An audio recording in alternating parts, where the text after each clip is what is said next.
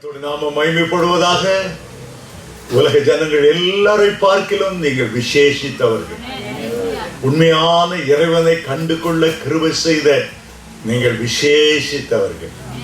சிங்கக்குட்டிகள் தாட்சி அடைந்து பட்டினியா இருந்தாலும் கர்த்தரை நம்புகிறவர்களுக்கு ஒரு நன்மையும் குறைபடாது. கர்த்தர் இன்றைக்கு ஏதோ ஒரு புதிய காரியத்தை செய்ய போகிறார். இந்த கர்த்தர் உங்களோடு கூட பேசுவார். அவர் நாமம் மகிமைப்படும்.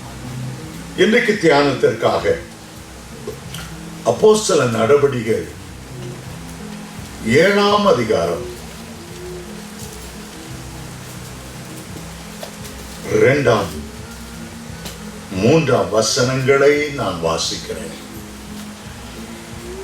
அப்போஸ்தல நடவடிக்கைகள் 7வது அதிகாரம்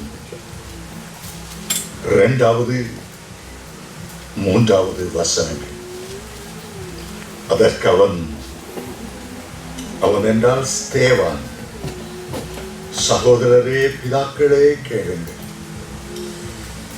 நம்முடைய பிதாவாகிய ஆபிரகாம் காரானூரிலே குடியிருக்கிறதற்கு முன்னமே மெசொப்பொத்தாமியா நாட்டில் இருக்கும்போது மகிமையின் தேவன் அவனுக்கு தரிசனமாகி, நீ உன் தேசத்தையும் உன் இனத்தையும் விட்டு புறப்பட்டு நான் உனக்கு காண்பிக்கும் தேசத்துக்கு வா என்றார். ஸ்தேவான் ஒரு அருமையான பிரசங்கம் செய்கிறார். இரத்த சாட்சியாக மரிப்பதற்கு முன்பாக ஆபிரகாமை நமக்கு முன்பாக கொண்டு வருகிறார். ஆபிரகாம் முற்பிதாக்களில் ஒருவராக அழைக்கப்பட்டவர். ஆபிரகாம் விசுவாசிகளுக்கு தகப்பன் என்று அழைக்கப்பட்டவர். இஸ்ரவேல் ஜனங்கள் இன்றைக்கும் தன்னுடைய தேசத்தில் ஆபிரகாம் தான் தன்னுடைய முக்கிய தகப்பன். ஒரு பெரிய தீர்க்கதரிசி. எபிரேய வம்சம் அவரிலிருந்து ஆரம்பமாகிறது. இஸ்ரவேல் ஜனங்கள் யூதர்கள் ஆபிரகாமுக்கு மிக சிறந்த இடம் கொடுத்திருக்கிறார்கள். இஸ்லாமியர்களை கேட்டால் ஆபிரகாமை அவர்கள் இப்ராஹிம் என்று அழைக்கிறார். நபிகளிலே முக்கியமான முதல்வரான நபி, அவரை கனப்படுத்துகிறார். கிறிஸ்தவர்களை கேட்டால் இயேசு கிறிஸ்துவுடைய வம்ச வரலாறு ஆபிரகாமின் தேவன், ஈசாக்கின் தேவன், யாக்கோபின் தேவன் என்று அழைக்கிறார். நம்முடைய தேவன் ஆபிரகாமை நமக்கு நல்ல முக்கியத்துவமாய் கொடுத்திருக்கிறார். ஒரு வாழ்க்கையில ஒருவர் எவ்வளவு உயர்ந்து போகிறார் என்பதற்கு ஆபிரகாம் சிறந்த அடையாளமாயிருக்கிறார். ஈசாக்கை போல நாம வாக்குத்தத்த சந்ததிகளாய் இருக்கிறோம் என்று அப்போஸ்தலனாகிய பவுல் கலாத்தியருக்கு எழுதுகிறார். ஆபிரகாமுடைய ஆசீர்வாதங்கள், தாவீதினுடைய ஆசீர்வாதங்கள், இயேசு கிறிஸ்துவுடைய ஆசீர்வாதங்கள் அத்தனையும் நமக்குரியது. அத்தனை வாக்குத்தத்தங்கள் நமக்கு உரியது. அத்தனை பிரமாணங்கள் நமக்குரியது. ஆபிரகாமிலிருந்தான் உலக ஆசீர்வாதங்கள், ஆவிக்குரிய ஆசீர்வாதங்கள், உன்னதத்துக்குரிய ஆசீர்வாதங்கள், நித்தியத்துக்குரிய ஆசீர்வாதங்கள் அனைத்தும் நமக்கு உண்டாகிறது. ஆபிரகாமுக்கு ஆண்டவர் முதலாவது ஒரு மகனை வாக்கு பண்ணினார். ஈசாக்கை கொடுத்தார். பிறகு ஒரு சந்ததியை கொடுத்தார். இஸ்ரவேல் சந்ததியை ஆபிரகாம் மூலமாய் கொடுத்தார். பிறகு ஒரு தேசத்தை கொடுத்தார். பாலும் தேன் ஓடுகிற கானானை கொடுத்தார். அதுக்கு பிறகு பரலோகத்தை சுட்டி காண்பித்து கைவேலை இல்லாத ஒரு நகரத்தை ஆபிரகாமுக்கு உண்டு பண்ணினார். எபிரேயர் 11ஆம் அதிகாரத்தில் வாசிக்கிறோம். ஆபிரகாமுக்கு கொடுக்கப்பட்ட ஆசீர்வாதங்களைப் போல ஆபிரகாமுக்கு கொடுக்கப்பட்ட வாக்கு தத்தங்களைப் போல வேறு ஒருவருக்கும் கொடுக்கப்படவில்லை. வானத்தின் நட்சத்திரங்களை ஆண்டவர் தாமே காண்பித்து உன்னுடைய சந்ததி அவ்வண்ணமாய் இருக்கும் என்று சொன்னார். அதுவரை மனுஷனை பற்றி ஆண்டவர் சொன்னது, மண்ணிலிருந்து எடுக்கப்பட்டாய், மண்ணுக்கு திரும்புவாய். ஆனால் ஆபிரகாமுக்கு தான் சொன்னார், விண்ணுக்குரிய சந்ததியை உனக்கு தரும். என்னுடைய குமாரனாகிய இயேசு கிறிஸ்துவை உன்னுடைய மகனாய் நான் தந்தருவேன். நட்சத்திரங்கள் மத்தியிலே வீற்றிருக்கிற ஒரு விடிவெள்ளி நட்சத்திரமாய் இயேசு கிறிஸ்துவை காண்பித்தார். ஆபிரகாம் அந்த இயேசு கிறிஸ்துவை நட்சத்திரமாய் கண்டார். இயேசு இந்த பூமிக்கு வந்த போது 2000 ஆண்டுகளுக்கு முன்பாக, இயேசுவுக்கு முன்பாக ஆபிரகாம் வாழ்ந்த நாளை நினைவு கூர்ந்து, உடைய தகப்பனாய் ஆபிரகாம் என்னை கண்டார், களி கூர்ந்தார் என்று சொன்னார். இந்த ஆபிரகாமுக்கு ஆண்டவர் 3 விதங்களிலே தரிசனமானார். அதைத்தான் நான் இன்றைக்கு உடைய மத்தியிலே சொல்ல விரும்புகிறேன். உடைய கண்களில் ஒரு தரிசனம் தேவை, உடைய கண்களிலே ஒரு நோக்கம் தேவை, ஒரு எதிர்பார்ப்பு தேவை. முதலாவது ஆண்டவர் ஆபிரகாமுக்கு மகிமையின் தேவனாக தரிசனமானார். இரண்டாவது ஆபிரகாமுக்கு உன்னதமான தேவனாய் தரிசனமானார். மூன்றாவது சர்வ வல்லமையுள்ளவராய் எல் ஷடாய் தேவனாய் தரிசனமானார். உடைய கண்களிலும் நம்முடைய தேவன் யார் என்கிற தரிசனம் தேவை. அவர் மகிமையின் ராஜா, அவர் உன்னதமான தேவன், அவர் சர்வ வல்லமையுள்ள தேவன். இங்கே ஸ்தேவான் ஆரம்பிக்கும் போது ஆபிரகாமை குறித்து சொன்னார். நம்முடைய பிதாவாகிய ஆபிரகாம் காரானூரிலே குடியிருக்கிறதுக்கு முன்னமே மெசொப்பொத்தாமியா நாட்டில் இருக்கும்போது மகிமையின் தேவன் அவனுக்கு தரிசனமானார். மெசொப்பொத்தாமிய தேசத்திலே ஆபிரகாம் இருந்த போது அவருக்கு சிருஷ்டிப்பின் தேவனாய் ஆண்டவர் தரிசனமாய் இருக்க வேண்டும். ஆனால் ஆண்டவர் மகிமையின் தேவனாய் தரிசனமானார். ஆண்டவருடைய பெயர்களில் ஒரு பெயர் மகிமையின் தேவன். ஏன் மகிமையின் தேவனாய் ஒரு தரிசனமானார்? அதற்கு முன்பாக அவருக்கு ஆண்டவரை பற்றி ஒன்றும் தெரியாது. தரிசனமாகும் போது அவர் விக்கிரகாராதனைக்காரராய்த்தான் இருந்தார். அவருடைய தாப்பன் தேராகு விக்கிரங்களை செய்து விற்று பிழைப்பு நடத்தி கொண்டிருந்தார். அந்த விக்கிரகாராதனையில் இருக்கும்போது யாரும் சுவிசேஷம் சொல்லாமலேயே மகிமை தேவன் அவருக்கு தரிசனமானார். என்னுடைய தகப்பனாரிடத்தில் ஒரு கேள்வி கேட்டேன். நாம் எப்படி இயேசுவை அறிந்து கொண்டோம்? என் தகப்பனார் சொன்னார், நம்முடைய கிராமம் எல்லாம் இருக்கிற ஆராதனையில் இருந்தது. நம்முடைய முற்பிதாவிலே நம்முடைய அப்பாவுடைய அப்பா விக்கிரங்களை குளிப்பாட்டி பூஜனை செய்யும் போது திடீரென்று ஒரு கம்பீரமானவர் ராஜேய தோற்றத்தோடு குதிரையில ஏறி வந்தார். கண்கள் திறந்திருக்கும் போதே ஒரு தரிசனம். இவர் விக்கிரங்களை கழுவி பூஜை போட்டு திருநீர் பூசி ஆராதிக்க ஆரம்பிக்கும் போது சொன்னார், இந்த சின்ன சின்ன கல்லுகள் இந்த விக்கிரங்களை வணங்கார். வானத்தை பூமி உண்டாக்கினவரை தொழுது, இந்த பூமியில வாழ்வதற்கு உனக்கு ஒரு வாய்ப்பை கொடுத்தவரை தொழுது கொள். உன் தாய் வயிற்றிலே உன்னுடைய எலும்புகள் நரம்புகள் தசைநார்கள், அணுக்கள், இருதயம், நுரையில் சகலவற்றையும் சிருஷ்டித்தவரை தொழுது. சிருஷ்டிக்க வல்லமையில்லாத இவைகளை தொழுது கொள்ள வேண்டாம். யாரும் சுவிசேஷம் சொல்லாத காலத்திலே நம்முடைய முற்பிதாவிடத்திலே ஆண்டவர் சொன்ன வார்த்தை அவர் கேட்டார். அப்படி என்றால் நாங்கள் யாரை தொழுது கொள்ள வேண்டும்? அவருடைய பேர் என்ன? அப்போது அந்த வெள்ளை குதிரையில் வைத்த மகிமையான தோற்றம் அளித்து அவர் சொன்னார், வானத்தை அண்ணார்ந்து பார்த்து இயேசு இயேசு இயேசு சொல்லி அவரை தொழுது. சில வருடங்கள் கழித்து கிறிஸ்துவை பற்றி நீ அறிந்து கொள்வாய். அன்றையிலிருந்து அவர்கள் இயேசு இயேசு என்று சொல்லி தொழுது கொள்ள ஆரம்பித்தார்கள். வேதம் தெரியாது, கிறிஸ்துவனுடைய வாழ்க்கை வரலாறு தெரியாது, எப்படி சிலுவையில் அறையப்பட்டார் அவருக்கு தெரியாது.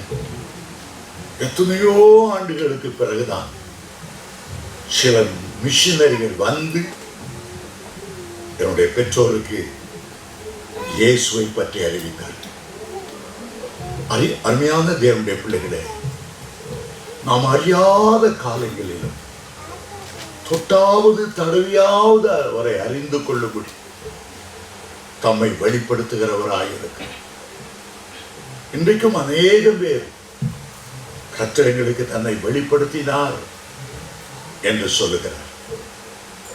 என்னுடைய வீட்டிலிருந்து என்னை அழைத்து கொண்டு வர ஒரு அருமையான ஐயா, பெருநாள் ஐயா வந்திருந்தார்.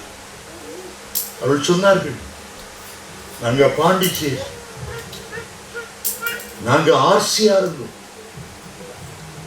ஆனா ஒரு நாள் இதே ஆலயத்தில் வந்து ஆண்டவர் எங்களோடு பேசினார்.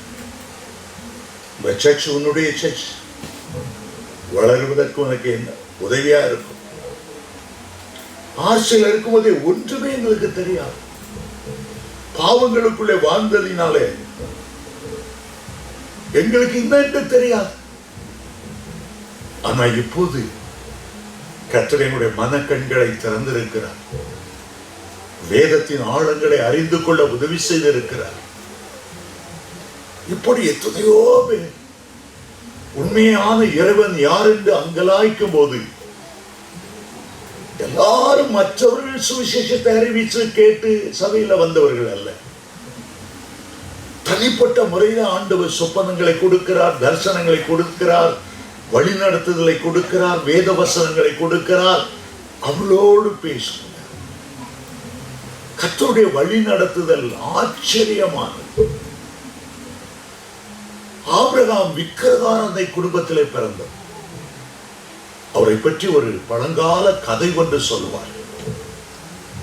ஆபிரகாமின் தகப்பன் நிறைய விக்கிரங்கள், மண் பாண்டத்திலே பெரிய மூக்கு, பெரிய தலை, பெரிய உடல், விதவிதமான விக்கிரங்களை உண்டாக்கி களிமண்ணில் அதை செய்து பொம்மைகளை போல வைத்து நிறைய பேருக்கு விற்று அதன் மூலம் பணத்தை சம்பாதித்து வந்தார். ஆபிரகாமுக்கு உள்ளத்திலே இந்த விக்கிரங்கள் உண்மையான தெய்வமாய் இருக்க முடியாது, மனுஷனை சிருஷ்டித்ததாய் இருக்கவே முடியாது. ஏன் எங்க அப்பா இப்படி ஊரை ஏமாற்றி கொண்டிருக்கிறார்? உள்ளத்துல நொந்து போய் வேதனையோடு பார்த்து கொண்டிருந்தார். ஒரு நாள் ஆபிரகாமுடைய தகப்பன் ஆபிரகாமத்துல வந்து, மனே ஒவ்வொன்றுக்கு வேலை அதுல போட்டிருக்கிறேன், நான் சந்தைக்கு போயிட்டு வரணும், சாயங்கால நேரம் ஆகும், யாராவது வந்தா இதெல்லாம் நல்ல விலைக்கு விட்டு அதை பத்தி ஏதாவது ஒரு புராணம் சொல்லு. சரியப்பா, நான் பார்த்துக்கிறேன், அது போட்ட விலைக்கு மேலேயே நான் வித்து தரேன்ப்பா. ஆபிரகாம விட்டுட்டு அவர் சந்தைக்கு போய்விட்டார். போனதான் தாமதம், கதவை பூட்டினார். ஒரு பெரிய உருட்டு கட்டை எடுத்தார். அவ்வளவு விக்கிரங்களை போட்டு அடி அடி அடின்னு அடித்து உடைத்து ஒன்றே ஒன்றை மீதியா வைத்தார். பெரிய வயிறுள்ள ஒரு விக்கிரகம். அது கையில் அந்த கோலை கொடுத்துட்டு வெளியிலே உட்கார்ந்து கொண்டார். அப்பா இருட்டும் போது வந்தார். ஆபிரகாமே, என்ன நடந்தது? நிறைய விட்டியா? இல்லப்பா, நீங்க போனதான் தாமதம். இங்க உள்ள தெய்வங்களுக்குள்ள பெரிய சண்டை உண்டாயிடுச்சு. யார் பெரியவன், யார் வல்லமை உள்ளவன், யார் அரசால போறா,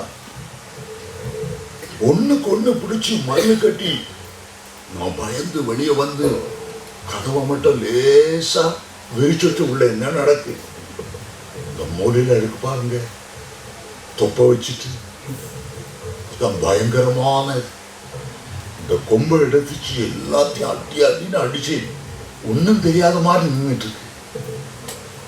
அதுதான்ப்பா எல்லாத்தையும் அடிச்சு உடைச்சிச்சு. அவர் அப்பா சொன்னாரு, டேய், நான் தான் ஊரை ஏமாத்துறேன்னா நீ என்னையே ஏமாத்துறிய. எப்படிடா அதுக்குள்ள சண்டை வரும்? அதுக்கு என்ன உயிர் இருக்கா? அதுக்கு என்ன காது கேட்குமா? அது என்ன பதில் தருமா? ஏன்டே போய் சொல்றிய? அப்போ ஆபிரகாம் சொன்னாரு, அப்பா, உண்மையான தெய்வம் ஒருவர் இருப்பார், இருக்கிறார். அவரை விட்டுட்டு நீங்க இப்படி விக்கிரங்கள்லாம் செய்யும் போது அவருடைய உள்ளம் எத்தனை வேதனைப்படும். ஆகவே அவருடைய உள்ளத்துல உண்மையான இறைவனை அறியணும்ட்டு ஒரு ஆசை இருக்கு. சங்கீதம் 4 சொல்லுகிறது, பக்தி உள்ளவனை கர்த்தர் தனக்கென்று தெரிந்து கொண்டு. உண்மையாகவே எந்த தெய்வத்தை கும்பிட்டாலும், ஒரு இந்துவா இருந்தாலும் முஸ்லிமா இருந்தாலும், உண்மையான தெய்வம் எனக்கு தன்னை வெளிப்படுத்தணும் அந்த வாஞ்சியோடு இருக்கும்போது என்றைக்காவது ஒரு நாள் அவனை கண்டிப்பாக ஆண்டவர். உண்மையான பக்தி உள்ளவனை ஆண்டவர் ஒதுக்கிவிட்டு போய் விடுகிறவர் அல்ல, அவனுக்கு தன்னை வெளிப்படுத்துகிறார். ஆகவே அப்படிப்பட்ட உண்மையான இறைவனை அறியணும்னு ஆவல் கொண்ட ஆபிரகாமுக்கு ஆண்டவர் தரிசனமாகும் போது முதல் முறை மகிமையின் தேவனாக தரிசனம். ஆண்டவருடைய பெயர்களில் ஒரு பெயர் மகிமையின் தேவன். இந்த வேதம் முழுவதை நீங்கள் வாசித்து பார்த்தால் ஆண்டவருக்கு ஏறக்குறைய 272 பெயர்கள் கொடுக்கப்பட்டு இருக்கிறது. யெகோவா என்ற நாமத்தில் வந்த பெயர்கள், ஆண்டவருடைய காரண பெயராய் வந்த பெயர்கள், நீர் என்னை காண்கிற தேவன் மனிதன் சூட்டின பெயர்கள், சில பரிசுத்தவான்களோடு தன்னை இணைத்து ஆபிரகாமின் தேவன், ஈசாக்கின் தேவன், தாவீதின் தேவன், எலியாவின் தேவன், தானியேலின் தேவன் பெயர்களோடு இணைத்துக் கொண்ட பெயர்கள், கிறிஸ்துவுக்கு கொடுக்கப்பட்ட, ஆவியானவருக்கு கொடுக்கப்பட்ட எல்லா பெயர்களை எண்ணி பார்க்கும் போது கிட்டத்தட்ட 272 பெயர்கள். அவர் இப்படிப்பட்டவர், அவருடைய சுபாவம் என்ன, அவருடைய குணாதிசயம் என்ன, அவ்வளவு பெயர். நமக்கு 2 பேர் வச்சிருக்கலாம், 3 பேர் வச்சிருக்கலாம், சில செல்ல பெயர்கள் வச்சிருக்கலாம், சில காரண பேரை வச்சிருப்பாங்க. சின்ன பிள்ளையில உனக்காக ஒருத்தனுக்கு அவனை மொட்டை மொட்டை மொட்டை மொட்டை அடிச்சிருப்பாங்க. மொட்டை மொட்டை அவனுக்கு முடியெல்லாம் வளர்ந்து சடையாகி தரவழியா இழுத்துட்டு வர முடி வளர்ந்துருந்தாலும் மொட்டை வா பேரை சொல்லி கொள்ள மாட்டான், காரண பேரை சொல்லி. பாப்பா கிளவியா போனவளுக்கும் பாப்பான்னு பேர், குழந்தையா இருக்கும்போது வச்ச பேரு. ஆனா வேதத்துல இயேசுக்கு வச்ச பெயர்கள் எல்லாம் ஒரு காரணத்தோடு வைத்த பெயர். ஒரு பெரிய வயிறம், நிறைய முகப்புகள், பிரகாசமான ஒளி பக்கத்துல இந்த வைரத்தை கொண்டு வந்தா அந்த வைரத்தின் ஒவ்வொரு திசையிலும் அழகான பிரகாசமான ஒளி வீசும். சில பக்கம் திருப்பதிங்கன்னா சொல்லி முடியாத ஒரு பச்சை, அவ்வளவு பிரகாசமான பச்சை. இன்னும் கொஞ்சம் திருப்புனா ரோஸ் கலர், கொஞ்சம் திருப்புனா அப்படியே எல்லோ, அப்படியே வயலட், பல கலர் எல்லாம் சேர்ந்துதான் அந்த வைரம். ஆண்டவருடைய பெயர்கள் எல்லாம் சேர்ந்துதான் அவர் இயேசு என்ற பெயருடையவர். ஒவ்வொரு பெயரும் ஒரு வாக்குத்தத்தமாக உங்களுக்கு ஆண்டவர் என்ன செய்வார். அவர் பேர் அதிசயமானவர், அதிசயமான உனக்கு அதிசயங்களை செய்வார். ஆலோசனை கர்த்தர் உனக்கு ஆலோசனை தருவார். வல்லமையுள்ள தேவன் உனக்காக யுத்தம் செய்வார். ஒவ்வொரு பெயரும் ஆண்டவர் எப்படிப்பட்டவர் என்பதை உங்களுக்கு அருமையாய் போதிக்கக்கூடிய மகிமை தேவன் ஆண்டவருக்கு தரிசனமானவர். மகிமை தேவன் என்றால் பிரகாசம் உள்ளவர், ஜோதிமயமானவர். 1000 கிலோ தங்கங்களை உருக்கி ஊற்றி அப்படியே அல்லது வருகிற பிரகாசத்துக்கு இணையானவர். எல்லா மகிமைக்கு மேலானவர் தான் மகிமை என்றாச்சு. சூரியனுக்கு ஒரு மகிமை கொடுத்தவர், சந்திரனுக்கு ஒரு மகிமை கொடுத்தவர், நட்சத்திரங்களுக்கு நட்சத்திரங்கள், அப்படி உலகத்தில் உள்ள சகலமான மகிமைக்கும் மேலான மகிமையோடு மனிதனுடைய கனங்கள், அவனுடைய துதி சோத்திரங்கள், ஆராதனை, மகிமையை பெற்றுக்கொள்ள பாத்திரரானவர். அவர்தான் அந்த மகிமையான மரியாள் சொன்னார், வல்லமையுள்ளவர் எனக்கு மகிமையான காரியங்களை செய்ய. சிவந்த சமுத்திரம் 2 பிளந்த போது மிரியாம் சொன்னார், தேவன் வல்லமையாய் மகிமையாய் வெற்றி சிறந்தார். சிவந்த சமுத்திரத்தின் பக்கத்தில் மகிமையாய் வெற்றி சிறந்தார். மோசே பக்தன் தேவனுடைய மகிமையை காண வேண்டும் ஆசைப்பட்டார். ஆண்டவர் மகிமை காண்பித்தது மட்டுமல்ல, மோசேனுடைய முகத்தையே மகிமையாய் பிரகாசிக்க செய்தார். இயேசுவின் நாமத்திலே சொல்லுகிறேன், உங்களுக்கு மகிமையான காரியங்களை செய்ய. சாதாரண காரியங்கள் அல்ல, இயற்கைக்கு அப்பாற்பட்ட பெரிய காரியங்களை செய்ய அவர் வல்லமை உள்ளவர். மனிதனால் கூடாத காரியங்கள் ஆண்டவர் செய்யும்படி உங்களுக்காக யாவையும் செய்து முடிக்கிறார். மகிமையின் தேவனே என்று சொல்லும் போது மகிமை இறங்கி வரும். நம்ம இந்த மகிமையின் அபிஷேகத்தால் நிரப்பியிருக்க. 1 பேதுரு 4:14 சொல்லுகிறது, மகிமையின் ஆவியானவர் உங்களுக்குள்ளே வாசம் பண்ணுது. கொலோசியர் 1:27 சொல்லுகிறது, கிறிஸ்துவானவர் மகிமை நம்பிக்கையாக உங்களுக்குள்ளே வாசம் பண்ணுது. அந்த மகிமையை நமக்குள்ளே வைக்கிறார். நீங்கள் பெற்றிருக்கிற அபிஷேகம் சாதாரண அபிஷேகம் அல்ல. நீங்கள் பெற்றிருக்கிற பரிசுத்த ஆவியானவர் சாதாரணமானவர் அல்ல. அவர் மகிமையின் ஆவியானவர். மகிமையான காரியங்களை உங்களுடைய வாழ்க்கையில செய்கிறவர், மகிமையாய் வெற்றி சிறக்கிறவர். ஆகவேதான் ஏசாயா சொல்லுகிறார், ஏசாயா 60:1-2-3 எழும்பி பிரகாசி, உன்னுடைய ஒளி வந்தது, கர்த்தருடைய மகிமை உன்மேல் உதித்து. உன் மேல ஒரு மகிமை உதித்து. உலகத்தை ஒரு காரிருள் மூடலாம், ஜனங்களை ஒரு இருள் மூடலாம். உன்மேல் கர்த்தர் உதிப்பார். உன்மேல் கர்த்தருடைய மகிமை காணப்படும். ஆண்டவர் நம்ம கொடுத்திருக்கிற எல்லா அபிஷேகத்திலும் கடைசி அபிஷேகம், மேன்மையான அபிஷேகம், மகிமையின் அபிஷேகம். இந்த மகிமையின் அபிஷேகம் தான் எக்கால சத்தம் துணிக்கும் போது நம்மை மகிமை மேல மகிமையாய் மாற்றும், நம்மை மறுரூபப்படுத்தும், நம்ம இயேசுவின் சாயலுக்கு ஒப்பான சாயலாய் மாற்றிவிடும். மகிமையின் தேவன். ஆபிரகாம் மெசொப்பொத்தேமியா தேசத்தில் காரான் ஊரிலே குடியிருப்பதற்கு முன்பாக மகிமையை பார்த்து, இந்த மகிமையுள்ள ஒரு பெரிய தேவனை ஆராதிக்காம ஏன் இந்த விக்கிரங்களை போய் ஆராதிக்க? அவைகளெல்லாம் ஒதுக்கி வச்சு கர்த்தருடைய மகிமையை கண்ட பிறகு அவரை பின்பற்றுவது எளிதாகிறது. சாதாரணமா தன்னுடைய இனத்தையும் ஜனத்தையும் தகப்பை விட்டு புறப்படுவது யாருக்கும் முடியாது, கஷ்டம். ஒருவேளை கட்டாயத்தின் பேர்ல, ஒருவேளை இலங்கை யுத்தத்தின் பேர்ல, இலங்கையில இருந்தா நம்ம உயிர் பிழைக்கிறதே கஷ்டம், ஓடி வந்திருக்கலாம். சாதாரணமா அங்க நல்ல நிலைமையில இருக்கும் போது அந்த பழைய தெய்வங்களை விட்டுட்டு எப்படி வர்றது? பழைய சொந்தக்காரங்களை விட்டு எப்படி வர்றது? ஒரு முறையை விட்டு எப்படி வர்றது? ஆபிரகாம் தேவனுடைய மகிமையை பார்த்த பிறகு விட வேண்டியெல்லாம் விடுறது ஈஸியா போச்சு. விட வேண்டியெல்லாம் ஈஸியா போச்சு. இயேசு அறியறதுக்கு முன்னால இந்திய அரசாங்கத்தில் வேலை செய்ய கை நிறைய சம்பளம் இருந்தது. ஒரு குறையில் என்னுடைய மனைவியும் இந்திய அரசாங்கத்தில் ரெவன்யூ இன்ஸ்பெக்டரா பணியாற்றினார். அவருடைய வீட்டுக்கு ஒரே பெண், பெரிய சொத்து சுதந்திரம் எல்லாம் அவளுக்கு இருந்தது. ஆனா ஒரு நாள் அலுவலகத்துக்கு போற வழியில மகிமை தேவன் எனக்கு தரிசனமானார். அவருடைய முகம் அவ்வளவு கம்பீரமா இருந்தது.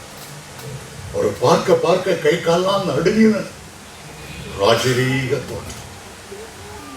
ஏன் அழுறேன்னு தெரியாம நான் அப்படி அழுதேன். ஏன் என் கை கால் உதறுது தெரியாம உதறுது. என் மேல இறங்கின அபிஷேகத்தை என்னால தாங்க முடியல. மகிமையின் தேவனை பார்த்த போது ஒரு பக்கம் கம்பீரமான ராஜரீக தோற்றமா இருந்தாலும் மறுபக்கம் துக்கம் நிறைந்தவரும் கண்ணீர் சிந்துகிறவருமா எனக்கு ஒரே பெரிய ஷாக். ஆண்டவர் இவ்வளோ மகிமையின் ராஜாவா இருந்தோம், ஏன் கண்ணீர் வழி சொன்னார். கிறிஸ்தவர்கள் திரும்ப திரும்ப பாவம் செய்யறதுனால என்ன சிலுவையில் அடிச்சுட்டே இருக்கிறான். என் வேதனை தாங்க முடியல. முகத்தை திருப்பி கொண்டார். திரும்ப என் பக்கமாய் திரும்பி, நீயாவது என் ஊழியத்துக்கு வருவாயா, நீயாவது எனக்கு உண்மையுள்ளவனாக இருப்பாயா. இந்த வார்த்தை என்னால தாங்க முடியும். சொல்லும்போது நீயாவது அழுத்தி மற்றவங்கெல்லாம் என்னை வேதனைப்படுத்தும் போது, பாவமாயி சவுக்களினால் என்னை திரும்ப திரும்ப அடிக்கும் போது, நீயாவது என் கண்ணீரை துடைப்பாய், உடைய ஊழியத்தை செய்தார். அந்த காட்சி தான் 16 வருஷம் இந்திய அரசாங்கத்தில் ப்ரமோஷன் மேல ப்ரமோஷன் எல்லாவற்றையும் உதறிவிட்டு வருவதற்கு உதவியா இருக்கு. ஆபிரகாமை ஆண்டவர் அழைக்கும் போது முதல்ல மகிமையை காண்பித்தார். என் மகிமை பின்பற்றி பாலும் தேனும் ஓடுகிற கானானுக்கு வா, என் மகிமையை பின்பற்றி உனக்காக பரலோகத்தில் ஆயத்தம் பண்ணி இருக்கிற கைவேலை இல்லாத அந்த நகரத்தை பார். இந்த மகிமையை பார்த்த பிறகு உலக மகிமைகள், உலக சொந்தக்காரங்க, உலகத்தில் உள்ள அண்ணன், தம்பி, அக்கா, தங்கச்சி, மச்சான், மச்சாள், இயேசுதான் எனக்கு வேண்டும். அவரை பின்பற்றி வந்தார். அவரை பின்பற்றி வந்தார். ஆகவேதான் லோத்த சிறைமீட்டு வரும்போது சிறைப்பிடிக்கப்பட்ட 5 ராஜாக்கள் ஆபிரகாம்கிட்ட வந்து, ஐயா, சிறையில பிடிக்கப்பட்ட அவ்வளோ பொருளை நீங்க எடுத்துக்கோங்க, ஜனங்களை மட்டும் எங்களுக்கு தந்தா போதும். ஆபிரகாம் என்ன சொன்னார் தெரியுமா? நீங்க என்ன ஐஸ்வர்யவானாக்க வேண்டியது, என்னுடைய மகிமையின் ராஜா என்னை ஐஸ்வர்யவானாக்க. அவருடைய மகிமையின் ஐஸ்வர்யத்தின்படியே என்னுடைய குறைவுகள் எல்லாவற்றையும் அவர் நிறைவாக்குவார். நான் நம்பி இருக்கிறவர் இன்னார் என்று அறிவேன். வானத்தையும் பூமியை உண்டாக்கினவர், பூமி கீழே அவ்வளவு வைர சுரங்கங்களை வைத்தவர், பூமிக்கு கீழே அவ்வளவு கடல் சமுத்திரத்தை கீழே அவ்வளவு முத்துக்களை வைத்தவர், தங்க சுரங்கங்களை வைத்தவர் என் மகிமையின் ராஜா. அவர் என்னை உயர்த்துவார். உலக மேன்மை அவர் உதறினார். இந்த மகிமை கண்ட பிறகு கர்த்தருக்கு தசமபாகம் கொடுக்கிறது ஒரு கஷ்டமா இல்லை. அவ்வளவு மகிமை எனக்கு தருகிறது. 1, 2, 10 ஒன்று நான் இதனால நான் இவ்வளோ ஆசீர்வதிக்கப்படுறேன். மகிமையின் ராஜாவின் மகிமையை பார்த்துட்ட பிறகு ஒருத்தரும் சீதனம் வாங்கவே மாட்டேன். இதை வாங்கி ஆண்டவருடைய ஆசீர்வாதத்தை நான் இழந்துடக்கூடாது. இதை வாங்கி பொற்களத்தில் தேவனோடு உலாவதை நான் இழந்துவிடக்கூடாது. அந்த மகிமையை பார்த்த பிறகு லஞ்சம் வாங்கிறதுக்கோ குறுக்கு வழிகளில் சம்பாதிக்கிறதுக்கோ மனம் தோணாது. நான் ஆராதிக்கிற தேவன் ஐஸ்வர்ய சமம். அவருடைய ஆசீர்வாதம் தான் ஐஸ்வர்யத்தை தரும். அவருடைய ஆசீர்வாதம் தான் மன சமாதானத்தை, சந்தோஷத்தை தரும். இன்றைக்கு ஆண்டவர் அந்த மகிமையின் தரிசனத்தை உங்களுக்கு தருவாராக. பூமிக்குரிய வாழ்க்கையில, இந்த பூமியில வாழ்கிறது கொஞ்ச காலம்.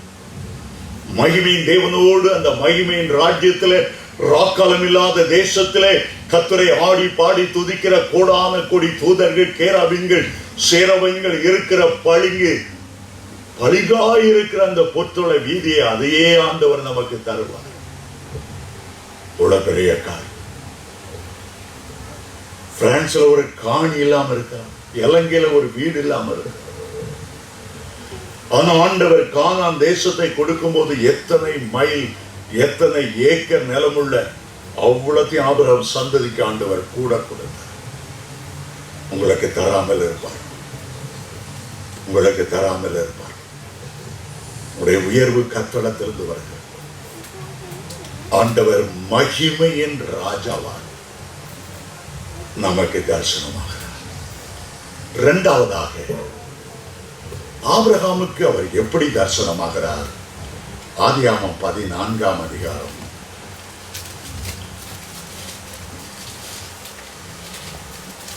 அங்கேதான் ஒரு அற்புதமான ஒரு மனிதன், அவருடைய பேர் மெல்கிசேதேக்.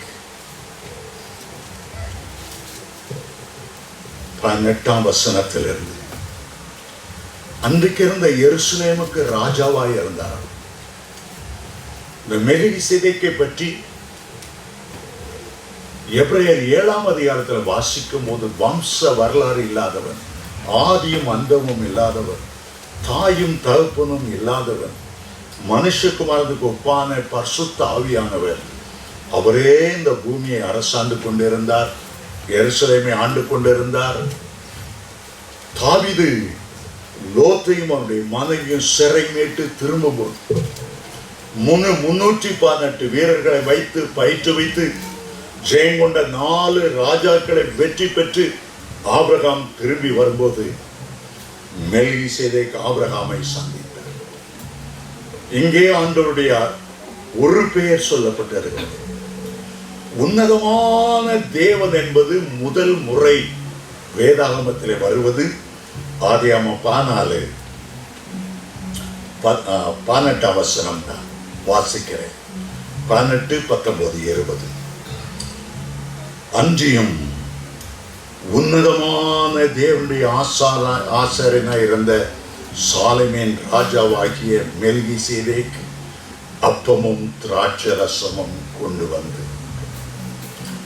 இங்கதான் முதல் முறை திருவிருந்து ஆராதனை, ராப்போஜனம் என்று அழைக்கப்படுவதல், அப்பம் பிட்குதல், அதை ஆரம்பித்து வைத்தது உன்னதமான ஆசாரியன் என்று அழைக்கப்பட்ட மெல்கிசேதேக். முழு வேதத்திலும் உன்னதமானவர் என்ற வார்த்தை நிறைய வந்தாலும், சங்கீதம் 91 உன்னதமானவருடைய மறைவில் இருக்கிறவன் சர்வ வல்லவருடைய நிழலில் தங்குவான். எபேசியர் 1:4 உன்னதத்துக்குரிய சகல ஆசீர்வாதங்களாலும் நம்மை ஆசீர்வதித்து, எபேசியர் 2:7 கிறிஸ்துவுடனே கூட நம்மை எழுப்பி உன்னதங்களிலே அவரோடு கூட உட்காரும்படி செய்தார். நிறைய இடத்துல உன்னதமான தேவன், உன்னதமான தேவன், உன்னதமான தேவன். முதல் முறை ஆபிரகாமுக்கு ஆண்டவர் உன்னதமானவர் என்ற பெயரோடு தன்னை அறிமுகப்படுத்தி, பூமிக்குள்ள நிறைய தெய்வங்கள் என்று அழைக்கப்படுகிறவைகள் இருக்கலாம், ஆனால் உன்னதமான தேவன், உன்னதத்துக்குரிய சகல ஆசீர்வாதங்களால் ஆசீர்வதித்து, உன்னதத்துக்குரிய நித்தியத்துக்குரிய என்றென்றைக்கும் உள்ள கிருபை வரங்களால நம்மை நிரப்பி இருக்கிறார். அவர்தான் உன்னதமான தேவன், அவர்தான் உன்னதமான தேவன். ஒரு சமயம் மெட்ராஸில் உள்ள கிறிஸ்துவ பாஸ்டர்ஸ், ரெவரன்ஸ் முதலமைச்சரை போய் பார்க்க போனார். ஐயா ஒரு பெரிய சர்ச்சா கட்டணும்னு ஆசை. ஆனா எங்க கையில நிலம் வாங்க போதுமான பணம் இல்லை. எங்கேயாவது புறம்போக்கு நிலம், இலங்கையில் அதை என்ன சொல்லுவாங்களோ தெரியாது, யாருக்கும் சொந்தமில்லாத நிலம் இருக்கும். பட்டா நிலமா இருக்காது, அனாமுத்து அநாத நிலமாடி சிலது கிடக்கும். அவங்க அவரை பார்த்து கேட்டாங்க, அப்படி ஏதாவது நிலம் இருந்துச்சுன்னா எங்களுக்கு சர்ச்சு கட்டுறதுக்கு 1 ஏக்கர் நிலம் கொடுத்தீங்கன்னா நல்லா இருக்கும். அவர் சொன்னாரு, மற்ற தெய்வங்கள் மேல எனக்கு நம்பிக்கை கிடையாது. நான் கடவுள் நம்பிக்கை இல்லாத ஒரு நாத்திகன். ஆனா எனக்கு இயேசுநாதர் மேல என்னமோ ரொம்ப அன்பு உண்டு. மற்ற தெய்வங்கள் எல்லாம் புறம்போக்கு அனாமத்து, ஒன்றும் வக்கில்லாத ஒன்றும் இல்லாத அந்த இடத்துலலாம் இஷ்டத்துக்கு அவங்க கோயிலா கட்டிடுவாங்க. ஆனா இயேசுநாதருக்கு நீங்க ஆலயம் கட்டும்போது அந்த உன்னதமானவருக்கு பண செலவழிச்சு நல்ல இடத்துல அவருக்கு ஆலயம் கட்டும். தாவீது அவருக்கு ஆலயம் கட்டும்போது அந்த ஆலயத்துக்கு இடத்துக்காக பணத்தை நிறுத்து கொடுத்து ஓர்னானின் களம் என்று சொல்லப்படுகிற மோரியா மலை மேட்டிலே ஆலயத்தை கட்டினார். ஆகவே இயேசுநாதருக்கு சிறந்த இடத்துல பணம் போனாலும் பரவாயில்ல, நல்ல ஆலயமா கட்டுங்க, நான் டொனேஷன் தருகிறேன், டொனேஷனை கொடுத்தார். காரணம், அவர் கடவுள் இல்லைங்கிற நம்பிக்கை இல்லாம இருந்தாலும் இயேசுவை குறித்து அவர் உன்னதமான சாலமோன் சொன்னார், என்னுடைய உன்னதமான தேவன் எல்லா தெய்வங்களிலும் பெரியவர், நான் அவருக்கு கட்டுகிற ஆலயம் பெரிதாக இருக்கும். அவர் பெரியவர், உன்னதமான ஒரு ஆலயத்தை அவருக்கென்று நான் கட்டுவேன். உங்களுடைய உள்ளத்திலும் ஆண்டவர் யார்? இந்த பூமியில அங்க இங்க சின்ன சின்ன கல்ல நட்டு அங்கங்க இருக்கிற தெய்வங்கள் அல்ல, அவர் உன்னதமான தேவன். உன்னதத்துக்குரிய ஆசீர்வாதங்கள் என்று வேதத்திலே வாசிக்கிறோம். உலக பிரகாரமான ஆசீர்வாதங்களை பார்க்கலாம், உன்னதத்துக்குரிய ஆசீர்வாதங்கள், ஆவிக்குரிய ஆசீர்வாதங்கள், பரிசுத்தாவியால் வருகிற ஆசீர்வாதங்கள், ஆவியின் வரங்களால் வருகிற ஆசீர்வாதங்கள், ஆவியின் கனிகளால் வருகிற ஆசீர்வாதங்கள், நித்திய ஜீவனை பெறுகிறனால வருகிற ஆசீர்வாதங்கள், உலகம் கொடுக்கிறதும் எடுக்கிறதுமான இல்லாத பெரிய சமாதானம், சந்தோஷம், நித்திய வாழ்வு, அதான் உன்னதமான ஆசீர்வாதம். உன்னதமான ஆசீர்வாதம். விரைங்க உள்ள ஒரு கார் வாங்குறது பெரிய காரியம் அல்ல, அது உன்னதமான ஆசீர்வாதம் இல்லை. இங்கே ஏதோ ஒரு வீட்டை வாங்குறது வேலை உன்னதமான, ஏதோ உலக பிரகாரமான ஒரு வாசி. ஆனா உலகம் எடுக்கக்கூடாத ஒரு சந்தோஷம் இருக்கிறதே, தேவ பிரசன்னத்தை உணர்கிறோமே, தேவ சமூகத்தை உணர்கிறோமே, அவர் அப்பா என்று அழைக்கிறோமே, இதுகளெல்லாம் உன்னதமானவருடைய ஆசீர்வாதம். மலேசியா தேசத்துக்கு போன போது அங்கே உள்ள போதகர் இடத்துல ஒரு பெரிய இந்து பக்தர் நம்ம டவுனுக்கு பிரசங்கம் பண்ண வந்திருக்கிறாராமே, யாரோ ஒருத்தர் பேயெல்லாம் ஓட்டுறாராமே, அவர் எங்க வீட்டுக்கு சாப்பிட வரும்போது சொல்ல முடியுமான்னு கேட்டார். அந்த போதகர் என்கிட்ட கேட்டார், போறீங்களா? நான் சொன்னேன், அதுக்குன்னு நான் போறேன் அப்படின்னு சொன்னேன். இல்லை, அவர் ஒரு நாளும் கோயிலுக்கே வரமாட்டார், உங்களை என்னத்துக்கு கூப்பிட்றான்னு தெரியல, போகணுன்னு விருப்பம்னா சொல்லுங்க, இல்லைன்னா வேண்டான்னு சொல்லிடுங்க, நான் போறேன். வீட்டுக்கு போனேன், அவர் என்கிட்ட ஒரு வார்த்தையும் பேச. சாப்பாடு போட்டு டேபிளில் வச்சிருக்காரு, சாப்பிடுங்கன்னு சொல்ல காணும். நானும் பார்த்தேன், என்னடா இவர், அவர் வீட்டு போயிருக்கோம், சாப்பாடுலாம் போட்டு வச்சுட்டாங்க, சாப்பிடுங்கன்னு சொல்ல மாட்டேன்றாரு. சரி ஐயா, ஜோமன்ட்டு சாப்பிடுவோமா? நான் கேட்கிற கேள்விக்கு பதில் சொல்லிட்டு சாப்பிடுங்க. என்னடா இது? சரியா, உங்க கேள்வி என்ன கேளுங்க அப்படின்னு சொன்னேன். ஆமா, உங்க கிறிஸ்துவ மார்க்கம் தான் ரொம்ப வல்லமை உள்ள மார்க்கம். உங்க கிறிஸ்துவ மார்க்கத்துல உங்க கடவுள் உங்க ஜெபத்தை கேட்கிறாரு. எங்க கடவுளுக்கு வல்லமை இருக்கு, தீச்சட்டி நாங்க சுமக்கிறோம். நான் சின்னதுல இருந்து என்னென்ன எங்க சாமிகிட்ட நான் வேண்டுதனோ எல்லா சாமியும் பதில் கொடுத்துருக்கு. எங்க கோயில்ல நடக்காத அற்புதமா உங்க கிறிஸ்துவ கோயில நடந்துருச்சு. நாங்க உங்களை உங்க தெய்வத்தை 10ஓட 11 அதோட இது ஒண்ணுன்னு கிறிஸ்துவ மார்க்கத்தை நாங்க அங்கீகரிக்கணும்.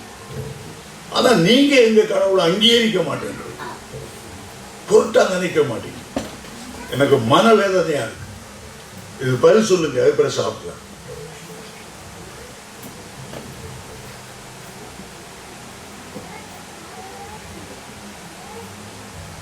ஐயா, உங்களோட தாய் வயிற்றுல எந்த கடவுள் உற்பத்தியாச்சு? இந்து மார்க்கத்துல 33 கோடி தேவர்களை பற்றி சொல்றாங்க. உங்க மூக்க ஒரு கடவுளும், காத ஒரு கடவுளும், கண்ணை ஒரு கடவுளும், தலைமுடிய இன்னொரு கடவுள், அவ்வளவு கடவுளும் சேர்ந்தா உங்களை உருவாக்குனாங்களா? அல்லது உங்களுக்கு ஒரே தகப்பே இருக்கிறது போல ஒரே கடவுள் தான் உங்களை உருவாக்குனாங்க? அப்படியே கேட்டேன், பதில் சொல்லல. எந்த கடவுள்கிட்ட நீங்க பிரேயர் பண்றீங்க? எந்த கடவுள் உங்களுடைய பிரேயருக்கு ஆன்சர் பண்ணது? சொல்லுங்க. அதுக்கும் பதில் சொல்லல, அமைதியான. சரி, இந்த உலக வாழ்க்கையை முடிச்ச பிறகு நீங்க மரணம் அடையும் போது எந்த கடவுள்கிட்ட போறீங்க? அவர் எங்க இருக்காரு? சொல்லுங்க. அதுக்கும் பதில் சொல்லல, என்னையே பார்த்துட்டு இருந்தார். ஆனா உங்க கடவுளை பத்தி இந்த பைபிள் என்ன சொல்லுது அது தெரியுமா? என்ன சொல்லுது?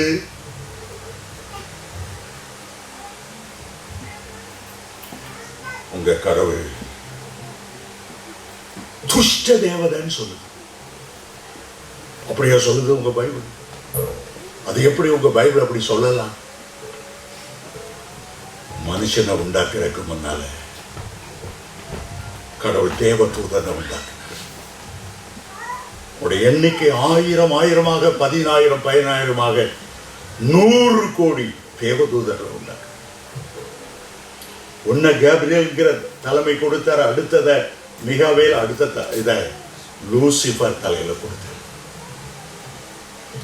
லூசிபர் தான் பெருமடங்கி கடவுளுக்கு நேரம் உயர்த்தின போது 100 கோடி தேவதூதர்களை, இவனுக்கு 33 கோடி, இவனுக்கு 33 கோடி, அவனுக்கு 33 கோடி, 3 சேர்ந்தா 100 கோடி. இந்த லூசிபரை சேர்ந்த 33 கோடி பேரை கீழே தள்ளினார். மேல இருக்கும் போது தேவதூதர்களா இருந்தது, கீழே தள்ளும் போது அசுத்த ஆவிகளா, பிசாசுகளா விழுந்த. நீங்களே உங்களை அறியாம துஷ்ட தேவதைகள் சொல்ற. சனி பகவானே வான் கூடுறீங்களா? அவர் ஒரு துஷ்ட தேவதை. பிடிச்சானா சனியை ஒழிய மாட்டேங்குது. ஆண்டவர் நரகத்தை அக்கினி கந்தமும் எரிகிற கடல்ல யாருக்கு உண்டாக்குனாரா? மனுஷனுக்குன்னு உண்டாக்கல. மேலிருந்து தள்ளப்பட்ட தூதனுக்காகவும் பிசாசுக்காகவும் தூதனுக்காகவும் உண்டாக்குனார்னு மத்தேயு 25:41 நீங்க வாசி. இங்க குடலை காட்டி, நாக்கை நீட்டி, பயமுறுத்தி, குடலை பிடுங்கிடுவேன், சூலாயுதத்தை குத்திடுவேன், அதை பண்ணி பயமுறுத்தி உங்க ஆராதனை அது வாங்குத தவிர அன்பு செலுத்தி வாங்கல. என்ன கேட்டாரு, நாங்க ஆராதிக்கிற கடவுள்லாம் துஷ்ட தேவதைன்னு சொல்றீங்க. வேதம் சொல்லுதையா? வேதம் சொல்லு. உங்களுக்கு 33 கோடிங்கிற கணக்கு எப்படி வந்ததுன்னு உங்களுக்கு தெரியாது. ஆனால் வேதம் சொல்லுது. அவங்களுக்கு என்ன நிலைமை உங்களுக்கு தெரியாதையா? இந்த வேதம் சொல்லுது. நீங்க அதை கும்பிட்டா நீங்க சாகும்போது அது போகிற இடத்துக்கு உங்க தர தர தரன்னு எழுதிட்டு கீழே கொண்டு போங்க. உன்னதமான தேவனை ஆராதி. வானத்தையும் பூமியுடைய பரலோக தேவனை ஆராதிங்க. அப்பதான் நீங்க மோட்சத்தை அல்லது பரலோக ராஜ்யத்தை பெற முடியும்.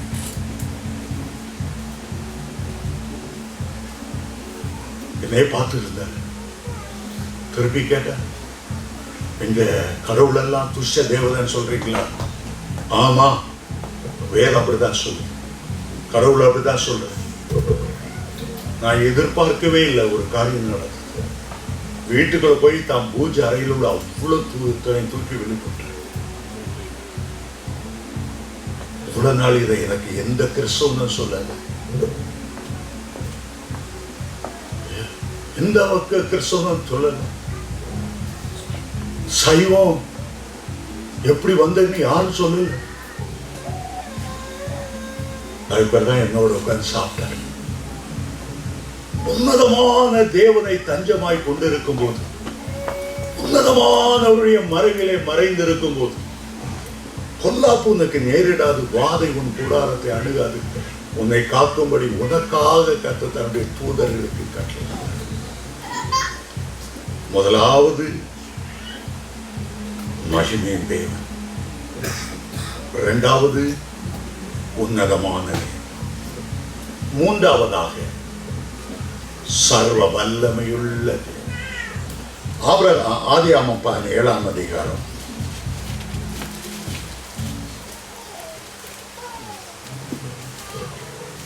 1 வசனத்தை நான் வாசிக்கிறேன். ஆபிரகாம் 99 வயதான போது கர்த்தர் ஆபிரகாமுக்கு தரிசனமாகி, நான் சர்வ வல்லமையுள்ள தேவன்,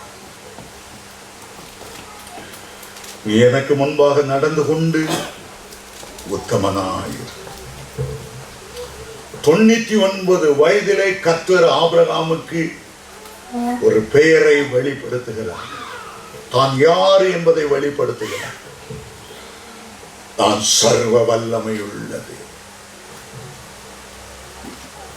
வல்லமையிலே ஒரு வல்லமை சர்வ வல்லமை, சகலவற்றையும் மேற்கொள்ளுகிற வல்லமை, கீழான வல்லமைகளை முறியடிக்கிற வல்லமை. இயற்கைக்கு நிறைய வல்லமை இருக்கிறது. இடி முழக்கம் முழங்கும் போது, மின்னல்கள் வரும்போது என்ன வல்லமை என்று உணர்கிறோம். பூமி எதிர்ச்சி பிரான்ஸ் அசைக்கும் போது அதுக்கு ஒரு வல்லமை இருக்கிறது. சுனாமி வந்து, கடல் அலைகள் வந்து ஊருக்குள்ள போய் பெரிய ரயில் தண்டவாளங்களை எல்லாம் முறித்து இழுத்து கொண்டு போகும்போது, ஆயிரக்கணக்கானவருடைய ஜீவனை உரியும் போது, சாதாரணமா டம்ளர்ல இருக்கிற தண்ணி இவ்வளவு அழகா சாதுவா இருக்கு. இதே தண்ணி தான் கடல்ல இருந்து சுனாமி வரும்போது அழிவுக்குரிய ஒரு தண்ணியா மாறி வருது.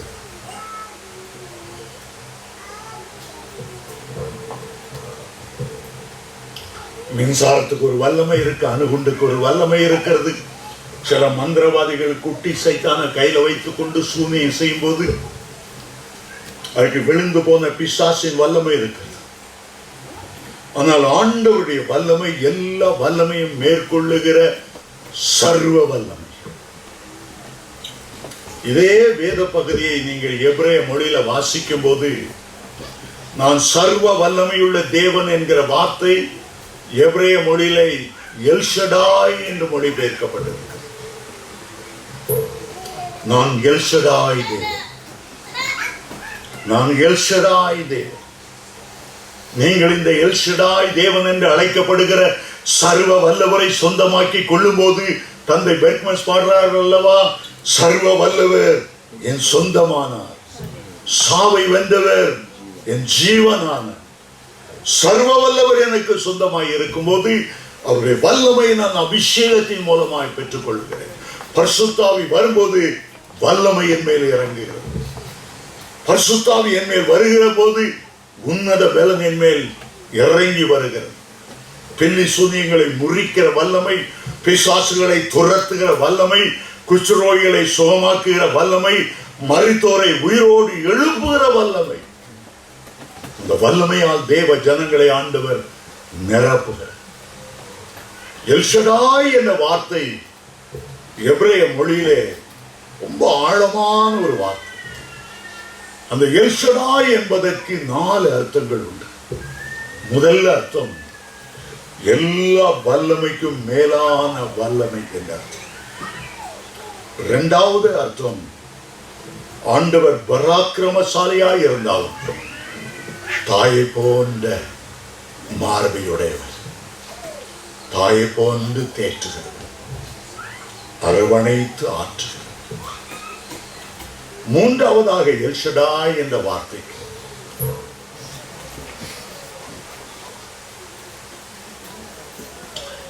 அன்பின் பரலோக பிதாவே, இந்த ஆசீர்வதிக்கப்பட்டதான இந்த மாலை நேரத்தில் அருமையான இந்தியா தேசத்திலிருந்து கொண்டு